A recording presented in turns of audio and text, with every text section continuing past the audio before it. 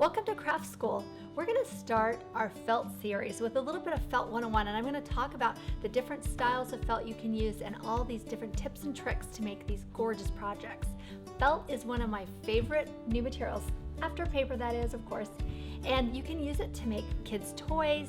You can do felt projects for kids that they can make themselves, and you can also do beautiful decorative items and gifts, which is why I love felt so much. It's easy to work with, it's easy to sew, and there's so many beautiful colors and options out there right now. One of the basic things that you can use felt for are kids' crafts, and here are a few things that we did where we cut out some felt and just simply hot glue or glue them onto a pine cone, and we have a cork here. Great for kids' crafts, they're great for seasonal projects and designs, so this is something that comes in handy all the time for felt. Another thing we love to do are felt stuffies, and there's a lot of detail you can add to these. These are great for kids' toys. You want them to be kind of heirloom toys. You keep them forever. They keep clean, they wash well depending on which felt you use. And as you can see, there's a lot of detail that you can add to a stuffie. We have button eyes and we have little beads on these starfish here. We made this little hat for the top of the octopus. A lot of personality that you can do with just a few extra pieces, and I'm going to talk a little bit more about that later. Another favorite thing that we love to do is felt food, and you'll see more and more of this coming to our site because you're going to want to know how to do all the different stitches so you can do this. I mean, look how fun this is. We have pickles and onions and this tomato, lettuce. I mean, the whole thing's right there. Look at those grill marks on the burger themselves. We also have little accessories for girls, and this is so delicate and tiny, and you can do this with felt, and again, it will last for a long time because the quality of felt that we use on this is really high, and this will, be something that they can pass on to their children as well. Felt is such a great material to use for kids' toys and kids' projects, but it's also great for adults. And here I've made a felt flower that you can give to your mom for Mother's Day. She can wear it on her jacket or her dress, and she'll have it for years to come. We have things for your hair, beautiful coasters that you can give as a gift. This is a felt pin cushion. How fun is this? Everyone wants a pin cushion like that. One of the most pinned felt projects on our site is actually this felt fox coffee sleeve. How cute is that? And so easy to make.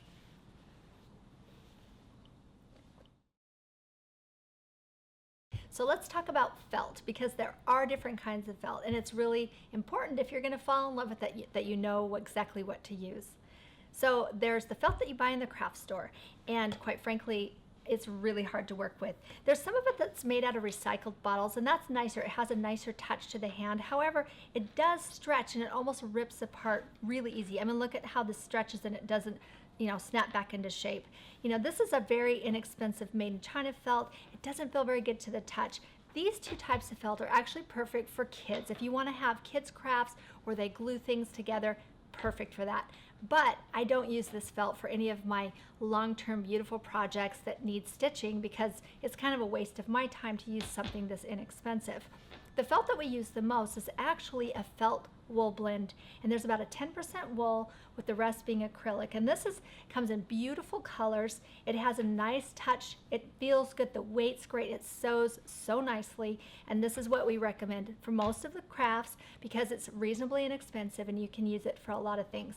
My favorite felt is actually the 100% wool felt, and this one is just gorgeous, and you can tell it just feels so nice to the touch. This would be something that you'd want to use for an heirloom project, maybe something more for an adult project, but it's up to you. These are my two favorites. Take your pick, and it will give you resources on where to find these. One of the tools that you need when you work with felt is a great pair of scissors, and we love these Fiskars Amplify. Look how beautifully they cut through the felt. You can do a lot of little detail work with these scissors. So I think they're a really good investment. You'll also want to get some embroidery needles, and we like these gold eye embroidery needles from Clover. They're easy to get the embroidery floss through, and they go right through the felt. Now, embroidery thread, that's another conversation, and we love it because there are so many color options out there. You can get, bright colors, soft colors, even these metallics, which we use quite a bit of in a lot of our projects. There's different brands you can find. It's really all about the color when you pick out embroidery thread, more so than the brand, because they're all really good. You can see on some of these projects how we use multiple colors for each, and it's just really nice to have a great stash. They're inexpensive, fill your drawer with all these threads, and then you're going to be ready for almost any project. On some of your projects, you may not want to stitch with embroidery floss, so there's other ways to put things together. One of our favorite ways is hot glue, and hot glue holds the felt together really well. You can see on this flower that we made, these will stay forever because it will go right into the fibers and will not release. However, this is really something more for the grown-ups to use, and for kids, you might want to try a tacky glue. Tacky glue is good, however, you can't stitch through it, nor can you stitch through the hot glue, and this would be a perfect glue if you're having a kid make one of these projects for, your Thanksgiving dinner. This is perfect. It dries clear. It works really well for them because it won't burn them. So this is something that we really like to use. Another option is this iron-on fusible interface, and this is a brand called Stitch Witchery. You can get this at your fabric store in big sheets, and we absolutely love this because you can stitch through it and it will hold your pieces together really nicely. Here's a mask that we made. We had a back piece on the back. Rather than using a hot glue or a tacky glue, this made a really even flat surface, and it's really easy to use. Again, this is more of an adult way to use it. You don't want kids with the iron, but here are all the options that we found we love. Now here's a trick that we just figured out and we're falling in love with it, and that is using iron-on onto the felt. Now you're going to need to use a wool blend or a 100% wool felt for this, but look how cute this is. Look at this watering can made of felt, but it looks like metal. We've also used this for some jewelry as well.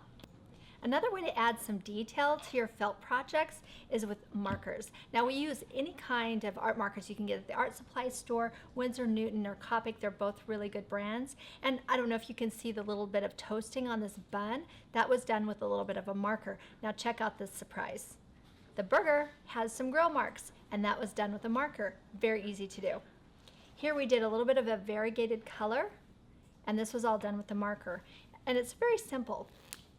I'll use the bigger end of the marker. As you can see, there's a flat end that's a little bit finer, and then this kind of a broad point. And I'll use this broad point and hold it at an angle and just kind of brush it on there like you would paint. And once this dries, it will stay on. It won't wash off. You can even take your finger and move it around just a little bit if you want to. Some of the fibers pick up a bit more color than others, but it still gives you a really great way to add a little bit of color and variation. The stitch that we use the most is the blanket stitch, so we'll start with that. And I've already threaded my needle with the embroidery floss, and I'll tie a knot at the end, just a nice easy slip knot. You can cut the end off later when you're done. And put the needle from the back about 1/8 of an inch from the edge. We'll start here at the corner. Put the needle right through the same hole again to create this loop. I'm going to put my finger right there in that loop just to hold it, because before it's all the way closed, I'll put my needle right back through it so that I can begin with the thread behind the loop. I'll bring the thread right along the edge and then create another stitch. And again, you can decide how far you want your stitches apart. The thing is, you want to be consistent all the way through your project. So pick your width and go for it. Right, so I'll start right here. Before I pull it through, I'm going to take the top of my thread and loop it over the needle. And that way, it keeps the thread right on the top of the seam. You'll want to use your nails and kind of keep the threads moving right along the top of the seam, because in the end you'll want the stitches to be exactly vertical with a horizontal stitch right along the seam, and that's why they call it a blanket stitch. So let's keep going. Again, I'll pick a hole about the same width as the last one. Might poke around just a few times until you get the rhythm. Loop that around and then pull it through. And then you just keep going. It's funny because the more you do this, the better your stitches will be, the more even they'll be, and pretty soon you will look like a pro. It's always good to maybe take a square and practice a few before you start a big project. I think you'll feel much more comfortable, taking on a whole stuffie if you've already gotten the method of these stitches down. You know, depending on your project, you might choose a wider stitch if it's, you know, a little bit more freeform and rustic. And then there's other projects like these little teeny tiny animals here where you want very tiny stitches. Also, if you're doing something finer, you might pull apart some of your threads and maybe use half of the thread rather than the whole thing. That's the wonderful thing about embroidery thread, is you can make it the thickness and density that you need for each project. One of the things to remember is make sure and pull your thread through your needle as you go. You never want to have this double thread, you know, and sometimes you might accidentally just sew it right in because it will become too thick and it will look uneven. So make sure that you keep this pulled out so you're only using one set of threads. Then I'm going to show you how to work a corner.